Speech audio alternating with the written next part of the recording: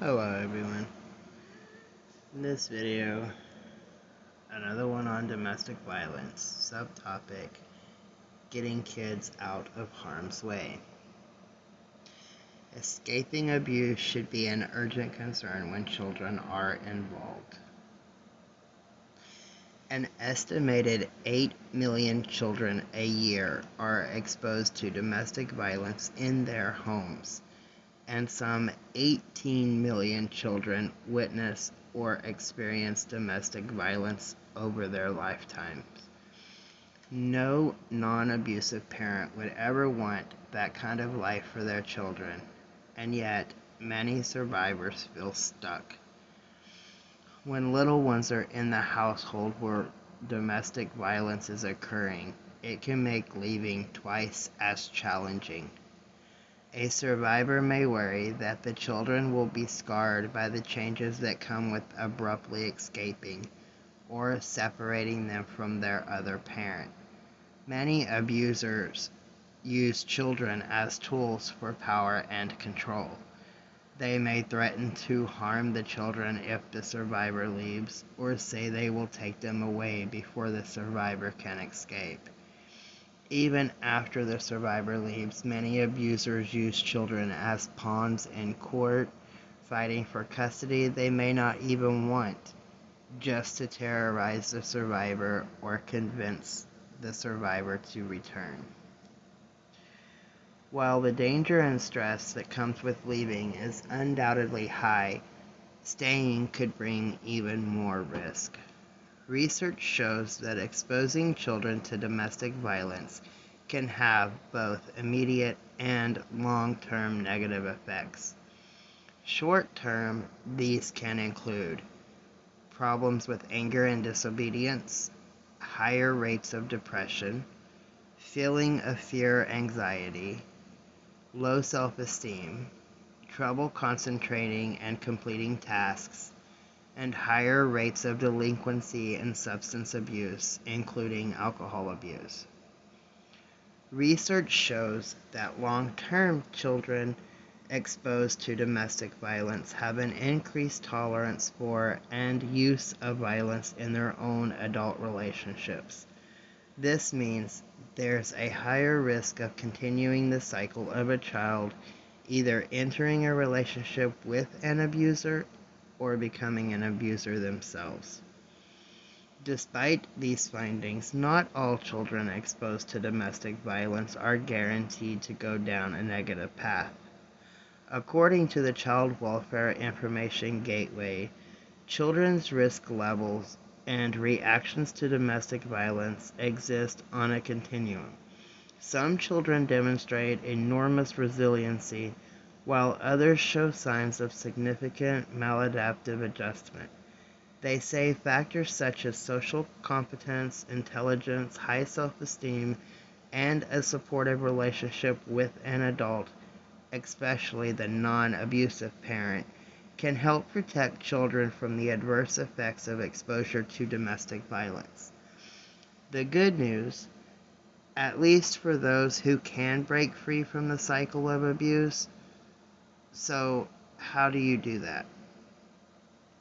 Before leaving an abusive partner, a survivor should consider first speaking to a lawyer who specializes in domestic violence and custody issues.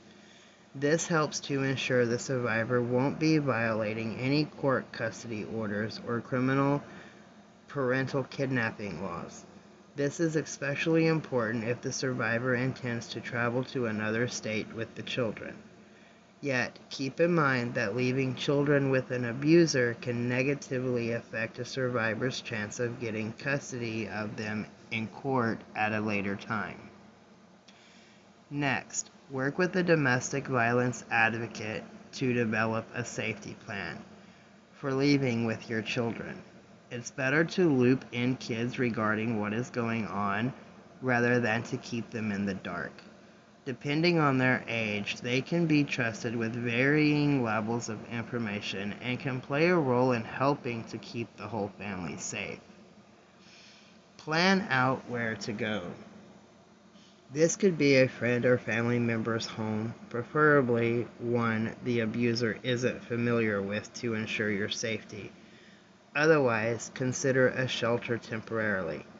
Domestic violence shelters will generally welcome children as well as adults.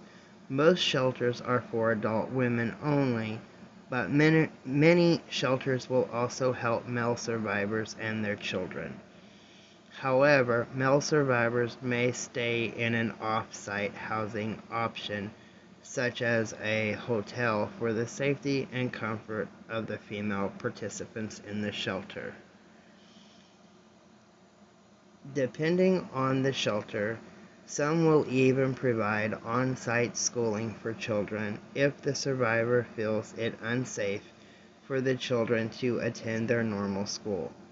It is a good idea to seek out a shelter that is not in your immediate area or neighborhood, making it more difficult should the abuser try to locate you.